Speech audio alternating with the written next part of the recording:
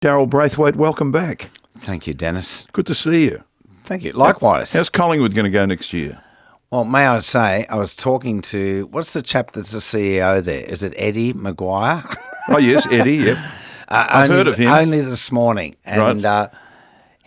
I said to him, how's Collingwood? And he said, mate, very good. So, All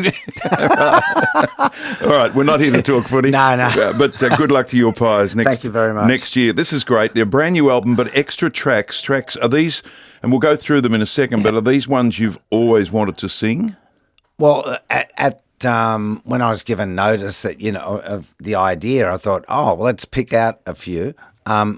One in particular was one I've always wanted to sing, which was If You Leave Me Now by Chicago. When I saw that on the list, I went, of course. But as you being a singer, Dennis, it is a sing, let me tell you. It's either the full voice or the falsetto at some stage. But the reason for doing it was because Sherbet had How's That out in England back in 76. And the song that kept Sherbet out from number one was If You Leave Me Now. I didn't know that. Yeah. So I thought, okay. It's time for some revenge. Yeah.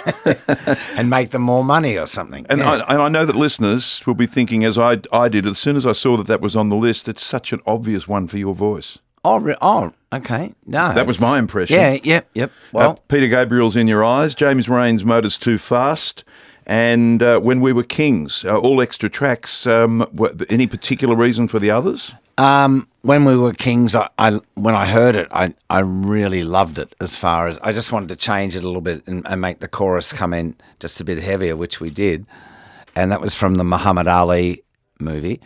And Motor's Too Fast, which is James Rain, because he's a good friend. I asked him if he'd mind if I do one of his songs, and would he like to sing with me on it? So we've done a double together. Great. You had a break from performing at one point. Yeah, back in the mid to late 80s. Why? Just Sherbet had broken up, and then I thought I'll go out and do the clubs with a friend of mine, Johnny Dick, who used to play drums with Billy Thorpe and all that. And so he was the musical director. I got charts made, which I'd never had charts made for the musicians. I know the charts well. And we did that for about 6 months, and it became demoralising for me. I just thought, because we encountered people that maybe couldn't read, or I don't know. I just got despondent with it. So you weren't taking a band in with you? No. Which you wouldn't have been used to? No. So you had to talk through the charts with the musicians before the show? And there were moments like, as you can imagine. Can you stop bringing back bad memories for me? I'm sorry. Sorry. But we did that for about 6 months, and I gave it away. And I was just married at the time to Sarah, and Oscar, our son, was on the way. And then I started to run out of money and thought, well, I don't want to go back to singing in that capacity. So I went on the dole and got on the dole, and then they found me a job after 5 or 6 weeks.